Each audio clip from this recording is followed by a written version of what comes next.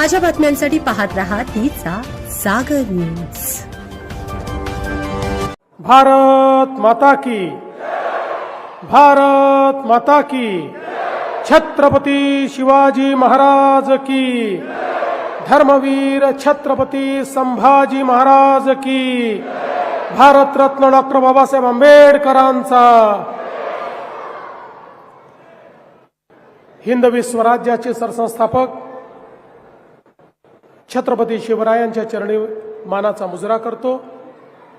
भारतीय राज्यघटनेचे शिल्पकार भारतरत्न डॉक्टर बाबासाहेब आंबेडकर यांना मानवंदना अर्पित करतो आणि ज्यांच्या भूमीवर आपण सगळे आलो आहोत ते स्वामी समर्थ, जे नेहमी आपल्या पाठीशी उभे असतात, त्यांनाही नमन करतो, त्यांचा आशीर्वाद घेतो आणि आजच्या या अतिशय भव्य अशा सभेमध्ये मंचावर उपस्थित आपल्या जिल्ह्याचे पालकमंत्री आणि राज्याचे ग्रामविकास मंत्री जयकुमार भाऊ गोरेजी, आपले लोकप्रिय आणि ज्यांचा उल्लेख कार्यसम्राट आमदार म्हणून करता येईल असे सचिन कल्याण शेट्टी,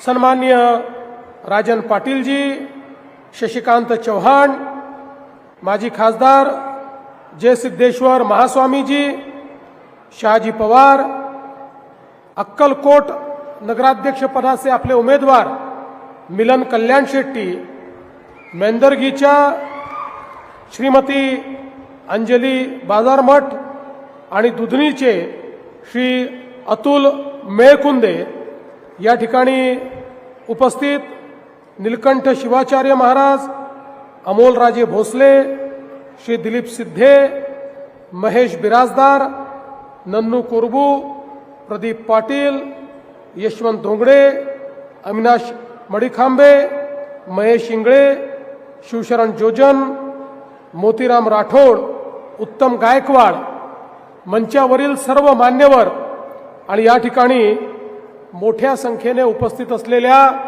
माझ्या लाडक्या बहिणींनो आणि तितक्याच लाडक्या भावांनो, आज मला अतिशय आनंद आहे की श्री स्वामी समर्थांच्या नगरीमध्ये आपल्या सर्वांमध्ये मी उपस्थित आहे। खरं म्हणजे निवडणुका हा लोकशाहीचा उत्सव आहे। लोकशाहीमध्ये निवडणुकांचं एक अनन्यसाधारण महत्त्व आहे। आपल्या संविधानाने ज्यावेळी आपल्याला लोकशाही दिली त्यावेळी भारतरत्न डॉक्टर बाबासाहेब आंबेडकरांनी या लोकशाहीच्या माध्यमातून प्रत्येक व्यक्तीला एका मताचा अधिकार दिला। टाटा, बिर्ला, अडाणी, अंबानी यांनाही एकच मत देता येतं आणि तुम्हाला आणि मलाही एकच मत देता येतं, अशा प्रकारची व्यवस्था आपल्या संविधानात केली आणि व्यवस्था करून आपल्यावर एक जबाबदारी देखील या संविधानाने टाकली। आणि ती जबाबदारी काय आहे तर देशाच्या लोकसभेकरता आपण मतदान करतो आणि देशाचा प्रधानमंत्री निवडतो, महाराष्ट्राच्या विधानसभेकरता आपण मतदान करतो आणि महाराष्ट्राचा मुख्यमंत्री कोण होईल हे ठरवतो, आणि आपल्या शहराच्या निवडणुकीतही नगरपालिकेकरता आपण त्या ठिकाणी मतदान करतो आणि आपल्या शहराचा अध्यक्ष कोण होईल हे ठरवतो। त्यामुळे आपल्या शहराचं भाग्य पुढचे 5 वर्ष कोणाच्या हाती द्यायचं याचा फैसला हा संविधानाने आपल्यावर सोडलेला आहे। आपण ज्यांना निवडून देतो तेच आपल्या शहराचं काम पाहतात। आपण बघा या संविधानाने काय केलं, एक काळ होता आपल्याकडे राजेशाही होती, राणीच्या पोटातून जो पैदा व्हायचा तो राजा व्हायचा, पण संविधानाने सांगितलं राणीच्या पोटातून पैदा होणारा राजा होणार नाही, मताच्या पेटीतून पैदा होणारा हा त्या ठिकाणी राज्यकारभार चालवेल आणि तो सेवक म्हणून काम करेल। आणि म्हणूनच आज या निवडणुकांमध्ये आपण सामोरं जाताना अतिशय चांगल्या पद्धतीनं हे मतदान या ठिकाणी करायचं आहे। आपला भारत स्वतंत्र झाल्यानंतर जवळपास 60-65 वर्ष आपले राज्यकर्ते म्हणायचे भारत हा छोट्या छोट्या गावांमध्ये राहतो. गावांचा विकास म्हणजे राज्याचा आणि देशाचा विकास. ते खरंही होतं. पण त्याचवेळी या 60-65 वर्षामध्ये राज्यकर्त्यांना या गोष्टीचा विसर पडला की भारताच्या शहरांमध्ये लोक राहतात आणि 60-65 वर्षामध्ये ही शहरं वाढत गेली.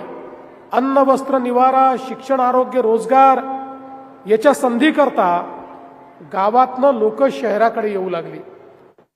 शहरामध्ये लोक आल्यानंतर राहण्याची व्यवस्था नव्हती. मग अतिक्रमणं झाली, झोपडपट्ट्या तयार झाल्या. ज्याला जिथे जागा मिळेल तो तिथे राहू लागला.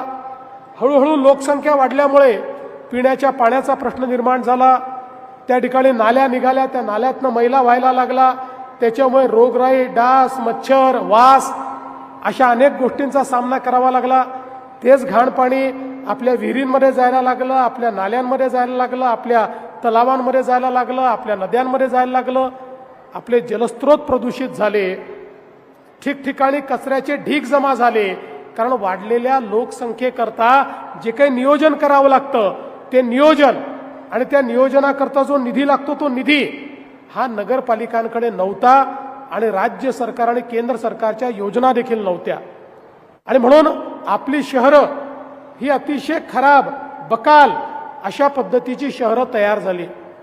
पण देशामध्ये 2014 साली माननीय मोदीजींचं सरकार आल्यानंतर मोदीजींनी पहिल्यांदा हे सांगितलं की भारत जसा गावात राहतो तसा तो शहरातही राहतो. गावांचा तर विकास करावाच लागेल, पण शहरांचाही विकास करावा लागेल. कारण देशाच्या GDPच्या 65% GDP हा शहरात तयार होतो. वस्तू आणि सेवांची निर्मिती, रोजगाराची निर्मिती, शिक्षण आरोग्याच्या व्यवस्था या सगळ्या शहरात आहे. त्यामुळे आपल्याला शहरंही चांगली करावी लागतील. शहरामध्ये राहणारा गरीब, शहरामध्ये राहणारा मध्यमवर्गीय या प्रत्येकाचं जीवनमान उंच केल्याशिवाय भारताचा विकास आपण करू शकणार नाही.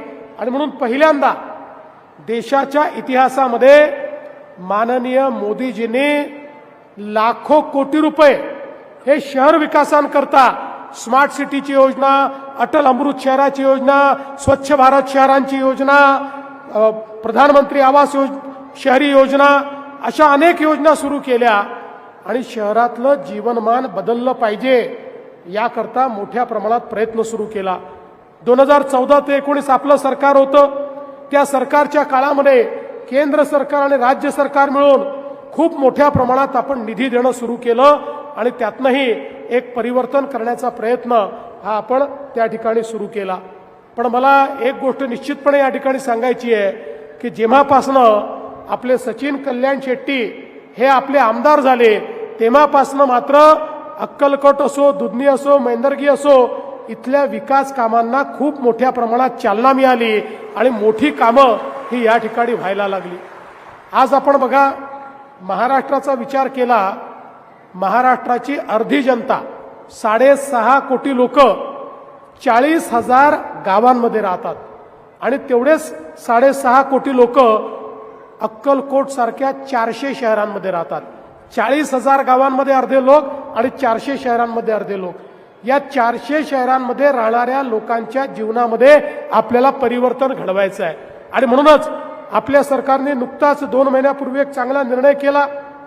कारण आमच्या लक्षात आलं प्रधानमंत्री आवास योजनेत मोदीजींनी शहरामध्ये राहणाऱ्या बेघरांकरता, कच्च्या घरात राहणाऱ्या, झोपडपट्टीत राहणाऱ्या प्रत्येकाला त्या ठिकाणी घर मिळालं पाहिजे म्हणून आपल्याला पैसा दिला.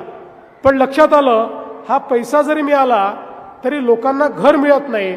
याचं कारण त्या ठिकाणी लोक अतिक्रमण करून बसले आहेत आणि त्यांच्या मालकीची जमीन नसल्यामुळे जमिनीचा पट्टा त्यांच्याकडे नाही म्हणून त्यांना घर मिळत नाही. मग आपण निर्णय केला आणि 2 महिन्यापूर्वी राज्य सरकारने एक निर्णय घेतलाय, सगळ्या प्रकारची रहिवासी अतिक्रमणं ही आता आपण पूर्णपणे मंजूर करणार आहोत आणि त्यांना त्यांच्या मालकीचा पट्टा हा आपण देणार आहोत नियमित करून. आणि ती नियमित झाल्यानंतर आपल्या नगरपालिकेच्या माध्यमातून 2.5 लाख रुपये घर बांधण्याकरता देखील त्यांना देणार आहोत. पुढच्या काळामध्ये कोणालाही आपल्याला बेघर ठेवायचं नाही, अशा प्रकारचं नियोजन आपण करतो आहोत. खरं म्हणजे सचिननी या भागामध्ये पिण्याच्या पाण्याची योजना असेल, भुयारी गटाराची योजना असेल, अनेक गोष्टी सुरू केल्या, पण आता त्याचा विस्तार करण्याची आवश्यकता आहे. आणि म्हणून येत्या काळामध्ये मी आपल्याला आश्वस्त करण्याकरता आलो आहे. अक्कलकोट असो, दुधनी असो, मेंदर्गी असो, या ठिकाणी मोदीजींनी आपल्याला अमृतची योजना दिलेली आहे. 50,000 कोटी रुपये महाराष्ट्राला अमृतच्या योजनेतनं दिलेले आहेत. त्यामुळे वाढीव पाणी पुरवठा किंवा भुयारी गटाराची योजना किंवा ज्या ठिकाणी कुठे कमतरता उरली आहे त्याही ठिकाणी या योजना करण्याकरता निधीची कमतरता आपण पडू देणार नाही. मागच्या काळात सचिननी 2-3 योजनांचं भूमिपूजन ऑलरेडी केलं आहे. त्या योजना 60-70% पूर्णही झालेल्या आहेत. पण आता शहर जसं वाढत आहे तसं वाढीव योजना देखील आपल्याला तयार करावी लागणार आहे. त्यामुळे अशा प्रकारची वाढीव योजना ही देखील आपण या माध्यमातून करावी आणि शहर चांगलं करण्याचा प्रयत्न आपण करावा. मला आठवतं इथलं बस स्टँड, सचिनच्या प्रयत्नातून त्या बस स्टँडला आपण 23 कोटी रुपये दिले. 75% काम आता त्या ठिकाणी पूर्ण झालेलं आहे. आणि त्यासोबत स्वामी समर्थांचं इतकं महत्वाचं शक्तिपीठ या ठिकाणी आहे. देशभरातनं लोक येतात. त्याचा 369 कोटी रुपयाचा आराखडा आपण मंजूर केला. त्याला आता आपण निधी देतोय. पण सचिननी मला सांगितलं की आता तो आराखडा रिवाईज करण्याची आवश्यकता आहे. पुढच्या काळामध्ये 500 कोटी रुपयाचा आराखडा तयार होणार आहे. त्या आराखड्याला पूर्ण या ठिकाणी मदत आपण करणार आहोत. मागे मल्लिकार्जुन मंदिराचं देखील आपण भूमिपूजन केलं. 75% काम तिथलं देखील पूर्ण झालेलं आहे. अमृतमधनं 75 कोटी रुपये पाणी पुरवठा योजनेला आपण दिले आहेत. पुढच्या 3 महिन्यामध्ये त्याचंही काम या ठिकाणी पूर्ण होणार आहे. 114 कोटी रुपयाची रस्त्यांची कामं या ठिकाणी चाललेली आहेत. ड्रेनेजची 168 कोटी रुपयाची कामं या ठिकाणी चालली आहेत. उपजिल्हा रुग्णालयाचा प्रस्ताव आमच्याकडे आलेला आहे. तेही काम आपण पूर्ण करणार आहोत. तालुका न्यायालयाकरता 60 कोटी रुपये आपण दिले आहेत. उत्तर दक्षिण पोलीस स्टेशनला आपण त्या ठिकाणी पैसे दिलेले आहेत. राजेसाहेब निर्मित तलावाच्या संवर्धनाकरता त्या ठिकाणी आपण निधी उपलब्ध करून दिलाय. आणि त्यासोबत वेगवेगळे जे आपले मार्ग आहेत त्या मार्गांच्या सुधारणेकरता जवळपास 286 कोटी रुपये हे आपण दिलेले आहेत. देगाव एक्सप्रेस कॅनलला 350 कोटी रुपये आपण दिलेले आहेत. मोठ्या प्रमाणात जे आपण मागितलं त्या सगळ्या गोष्टी या ठिकाणी देण्याचं काम आपण केलं आहे. पण तरी देखील मी आज आपल्याला हेच आश्वस्त करण्याकरता आलो आहे की या निवडणुकीमध्ये या 3ही शहरांमध्ये तुम्ही भारतीय जनता पक्षाची सत्ता आणल्यानंतर या 3ही शहरांना मी काही कमी पडू देणार नाही. इतक्या मोठ्या प्रमाणात आपण निधी देऊ. आपल्याला हे सगळं शहर जे आहे हे उत्तम करायचं आहे. चांगले रस्ते, चांगली उद्यानं, चांगली मैदानं, या ठिकाणी भुयारी गटर, या ठिकाणी प्रत्येक घरात नळातनं पाणी, या सगळ्या गोष्टी आपल्याला करण्याकरता एक उपकरण म्हणून या ज्या आपल्या नगरपालिका आहेत त्या नगरपालिकांचा उपयोग हा आपल्याला करायचा आहे. खरं म्हणजे आपल्याला माहिती आहे की येत्या काळामध्ये अनेक गोष्टी आपण करणार आहोत. दुधनीमध्ये तर आता बऱ्याच काळानंतर ही निवडणूक होते आणि मला विश्वास आहे, कारण मागच्या वेळी मला असं वाटतं आपल्याला तिथे बहुमत मिळालं होतं, पण नगराध्यक्ष फक्त आपले नाही, नगराध्यक्ष होता आपलं बहुमत नव्हतं. नगराध्यक्ष आपले होते, बहुमत आपलं नव्हतं. त्यामुळे काम करताना अडचण झाली. त्यामुळे आता दुधनीच्या लोकांना माझी विनंती आहे, नगराध्यक्षही द्या आणि पूर्ण बहुमतही द्या. मग दुधनी आम्ही पूर्णपणे बदलवतो. कारण आपल्याला माहिती आहे की कुरनूर धरणातनं पाणी देण्याकरता दुधनीला 47 कोटी रुपये आपण दिले आहेत. अंतिम टप्प्यात काम आहे. 3 महिन्यात ते काम देखील पूर्ण होईल. उडान पुलाकरता देखील केंद्र सरकारच्या माध्यमातून 100 कोटी दिले आहेत. रेल्वे स्टेशन करता 50 कोटी, असे अनेक, म्हणजे मी सगळं सांगत बसलो तर भरपूर वेळ या ठिकाणी जाईल.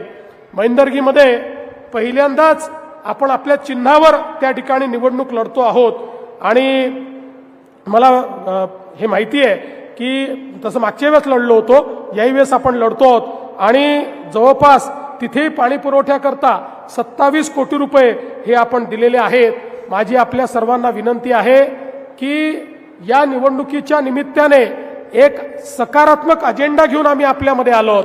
मी बघा माझ्या भाषणामध्ये कोणावर टीका करत नाही, कुठल्या पक्षाला उणंदुणं बोलत नाही, कुठल्या उमेदवाराला उणंदुणं बोलत नाही. कारण अशा प्रकारे उणंदुणं बोलण्याची वेळ त्यांच्यावर असते ज्यांच्याकडे काही कार्यक्रम नसतो. माझ्याकडे विकासाचा कार्यक्रम आहे. भारतीय जनता पार्टीकडे एक विकासाची ब्ल्यूप्रिंट आहे. शहरं कशी बदलली पाहिजेत या संदर्भात आपल्याकडे एक विचार आहे आणि ती शहरं बदलायची असतील तर जसं मी सांगितलं, लाखो कोटी रुपये मोदीजींच्या माध्यमातनं आणि भाजपच्या सरकारच्या माध्यमातनं आपल्यापर्यंत येणार. पण त्या ठिकाणी जर नगरपालिकेमध्ये भाजपचा अध्यक्ष नसेल तर त्या ठिकाणी त्या पैशाचं काय होईल हे आपण सांगू शकत नाही. कदाचित त्या ठिकाणी हे पैसे मुरले जातील आणि तुमची विकास कामं तुमच्यापर्यंत पोहोचणार नाही. पण भाजपचे अध्यक्ष असले तर ते चांगलंच काम करतील, पण एखाद वेळेस चूक केली तर त्यांचा कान धरायचा अधिकार आम्हाला असेल आणि त्यांचे कान धरून त्यांच्याकडनं योग्य काम हे मी असेल, पालकमंत्री असतील, आमदार असतील, आम्ही मिळून करून घेऊ. आणि म्हणूनच आपल्याला माझी विनंती आहे, येत्या निवडणुकीमध्ये आपण कमळाचं बटन दाबून अध्यक्ष आणि संपूर्ण नगरसेवक हे निवडून आणा. आपल्या शहराच्या परिवर्तनाकरता, आपल्या शहराला आधुनिक बनवण्याकरता आपण सगळे लक्ष घाला. आपल्याला कल्पना आहे, आम्ही दिलेली आश्वासनं पूर्ण करणारे लोक आहोत, कधी पळून जात नाही. ज्यावेळी आपल्या आशीर्वादाने मागच्या 23 नोव्हेंबरला 232 जागा आपल्या आल्या आणि एक अभूतपूर्व अशा प्रकारचं मॅन्डेट मिळालं, त्यानंतर लोक म्हणायला लागले आता या बीजेपी वाल्यांच्या इतक्या सीटा आल्या की आता हे लाडकी बहीण योजना बंद करणार. 1 वर्ष झालं लाडकी बहीण योजना बंद झाली नाही. आणि माझ्या लाडक्या बहिणींना या ठिकाणी सांगतो, जोपर्यंत तुमचा देवा भाऊ मुख्यमंत्री आहे तोपर्यंत काहीही झालं तरी लाडकी बहीण योजना बंद होणार नाही. पण त्याच वेळी मी मिलन कल्याण शेट्टी, अंजली ताई आणि अतुल भाऊ तुमच्यावर एक जबाबदारी या ठिकाणी टाकतोय की आता आमच्या लाडक्या बहिणींना केवळ लाडकी बहीण ठेवायचं नाहीये, आमच्या लाडक्या बहिणींना लखपती दीदी आता आपल्याला बनवायचं आहे. गेल्या 1.5 वर्षामध्ये 50 लाख लाडक्या बहिणी लखपती दीदी झाल्या. म्हणजे ज्या दरवर्षी 1 लाख रुपयापेक्षा जास्त पैसा स्वतःच्या भरोशावर कमवतात, अशा 50 लाख आम्ही केले आहेत. पुढच्या वर्षीपर्यंत 1 कोटी लाडक्या बहिणींना आम्ही लखपती दीदी बनवणार आहोत. आणि म्हणून या तिन्ही नगराध्यक्षांवर या ठिकाणी जबाबदारी टाकतोय. ते निवडून आल्याबरोबर त्यांनी लखपती दीदीचा कार्यक्रम हातामध्ये घ्यायचा आहे आणि माझ्या सगळ्या लाडक्या बहिणींना त्या ठिकाणी लखपती दीदी करून त्यांच्या माध्यमातून मोठं परिवर्तन घडवायचं आहे. बंधू भगिनींनो, या सोलापूर जिल्ह्यामध्ये शेतकऱ्यावर मोठं संकट आलं, आम्ही मागे राहिलो नाही. आमच्या पालकमंत्र्यांच्या नेतृत्वात मोठं काम त्या ठिकाणी केलं. शेतकऱ्यांना अभूतपूर्व अशा प्रकारची मदत केली. ज्या ज्या ठिकाणी आवश्यकता आहे त्या त्या ठिकाणी तुमच्या पाठीशी उभे राहणारे आम्ही लोक आहोत. आणि म्हणूनच तुमचा आशीर्वाद हा सातत्याने आमच्या पाठीशी असला पाहिजे. मी शेवटी जाता जाता तुम्हाला एवढीच विनंती करतो, 2 तारखेला कमळाची चिंता तुम्ही करा, त्यानंतर 5 वर्ष तुमची चिंता आम्ही करू, हा विश्वास तुम्हाला देतो आणि माझं बोलणं संपवतो. धन्यवाद. जय हिंद, जय महाराष्ट्र. खूप खूप मनापासून धन्यवाद सर.